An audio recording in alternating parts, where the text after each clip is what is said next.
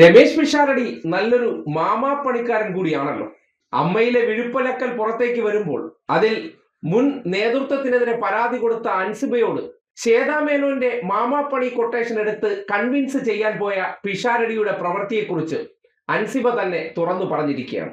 മേനോന് വേണ്ടി ഒരു പിഷാരടി മാമാപ്പണി നടത്തുന്നത് നമ്മുടെ നാട്ടിൽ അത്ര വലിയ അത്ഭുതമൊന്നുമല്ല. പക്ഷെ സിനിമയ്ക്കകത്ത് നിലനിൽക്കുന്ന ആ ജാതി സ്നേഹവും അൻസിബ എന്നൊരു സ്ത്രീക്ക് അവിടെ നിലനിൽക്കണമെന്നുണ്ടെങ്കിൽ മേനോത്തിക്ക് ഒരു മാപ്പ് പരിധി കൊടുത്ത് ആ പരാതി പിൻവലിച്ച് പോകാൻ പറഞ്ഞ ആ വിശാല മാമാ ഹൃദയമുണ്ടല്ലോ, നാടത് കേൾക്കണം. കേസായിട്ട് തന്നെ മുന്നോട്ട് പോകാനാണ് തീരുമാനം. രമേശ് പിഷാരടി എന്ന് പറഞ്ഞ അദ്ദേഹത്തെ എനിക്ക് എൻ്റെ കൊളീഗായിട്ട് അറിയാം. അദ്ദേഹം ഇപ്പോൾ MLA ആണ്. അദ്ദേഹത്തിനോടുള്ള റെസ്പെക്റ്റിന്റെ പുറത്താണ് ഞാൻ അദ്ദേഹമായിട്ട് സംസാരിച്ചത്. അദ്ദേഹം എന്നെ ഒരുപാട് തവണ വിളിച്ച് സംസാരിച്ചു. അവസാനം ഞാൻ വിചാരിച്ചു, എന്നെ ഇത്രയും തവണ വിളിച്ച് സംസാരിക്കുന്ന ആളല്ലേ, അദ്ദേഹത്തിന് ഞാൻ കൊടുക്കേണ്ട റെസ്പെക്ട് കാരണമാണ് ഞാൻ പറഞ്ഞത് ശരി ഏട്ടാ സംസാരിക്കാമെന്ന്. അങ്ങനെയാണ് രമേശ് ഏട്ടൻ സംസാരിച്ചിട്ട് എൻ്റെ അടുത്ത് പറഞ്ഞു, അൻസിബ മാപ്പ് എഴുതി കൊടുക്കണമെന്ന്. ഇത് എവിടുത്തെ ന്യായമാണ്? അപ്പൊ ഞാൻ പറഞ്ഞു ശരി ഏട്ടാ, ഇനി ഇതിനെ പറ്റി സംസാരിക്കണ്ടെന്ന്. ഒന്ന് ആലോചിച്ചു നോക്കൂ, പരാതിക്കാരി മാപ്പ് എഴുതി കൊടുക്കണത്ര, ഇനി പരാതി പറയൂല എന്ന്. ഇത് വെള്ളരിക്കാ പട്ടണോ? അതിനെപ്പറ്റി എനിക്കറിയില്ല. അത് ഞാൻ ആ ഓഡിയോ കേട്ടപ്പോഴാണ്.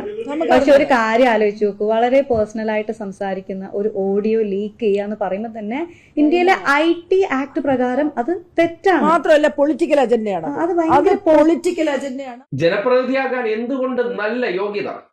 ഒരു സ്ത്രീ പരാതിയുമായിട്ട് വരികയാണെങ്കിൽ ജനപ്രതിനിധിയായിട്ടുള്ള വ്യക്തി അത് കേട്ടതിന് ശേഷം എന്താണ് ചെയ്യേണ്ടത്? അവർക്ക് നീതി ഉറപ്പാക്കാൻ എന്ത് വില കൊടുത്തും ഒപ്പം നിൽക്കുക. പക്ഷെ അദ്ദേഹം പുറത്ത് അങ്ങനെ അഭിനയിക്കുന്നുണ്ടെങ്കിലും അദ്ദേഹത്തിന്റെ അകത്ത് എവിടെ, ജോലി ചെയ്യുന്ന ഇടത്ത് പരാതി പറഞ്ഞ സ്ത്രീയോട് ശ്വേതാ മേനോൻ ആയതുകൊണ്ട് മേനോനോടൊരു മാപ്പ് പറഞ്ഞാൽ തീരാവുന്ന പ്രശ്നമല്ലേ ഉള്ളൂ. ഒരു മാപ്പ് അങ്ങ് എഴുതി കൊടുത്ത് പ്രശ്നത്തിന്റെ അങ്ങ് തടിയൂര്, നമുക്ക് ഇഷ്ടം പോലെ സിനിമ കൈനിറച്ച് വാങ്ങണ്ടേ തുടങ്ങിയ പ്രലോഭനങ്ങൾ കൊടുക്കുന്നുണ്ടെങ്കിൽ ഇയാളൊക്കെ പുറത്ത് അഭിനയിക്കുന്നതിനപ്പുറം എത്രമാത്രം കാപട്യമാണെന്ന് തെളിയിക്കപ്പെടുകയാണ്. മതം മാറാനും ജാതി മാറാനും അമ്പലങ്ങളിൽ നിന്ന് പാരിതോഷികങ്ങൾ വാങ്ങാനും തുടങ്ങി പല കച്ചവടത്തിന് അമ്മ എന്ന സംഘടനയെ ഉപയോഗപ്പെടുത്തുന്നതിനെ സംബന്ധിച്ച് ഒരു ശബ്ദമായിട്ട് അൻസിബ മാറി.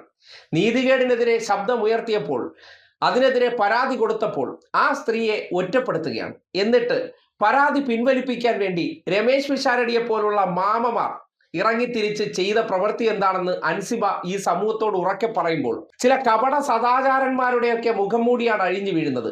പുറത്തിറങ്ങി വലിയ കോമഡിയും ഹാസ്യവും ഒക്കെ പറഞ്ഞ് ആൾക്കാരുടെ മുന്നിൽ ഷോ കാണിക്കുന്നവർ എന്താണ് റിയൽ ലൈഫിലുള്ളത് എന്നതിനെ സംബന്ധിച്ച് അൻസിബയുടെ ആ പ്രതികരണം മാത്രം ഒന്ന് കേട്ട് വിലയിരുത്തിയാൽ മതി. ഇതൊക്കെ എന്തൊരു കള്ള നാണയങ്ങളാണത്രേ.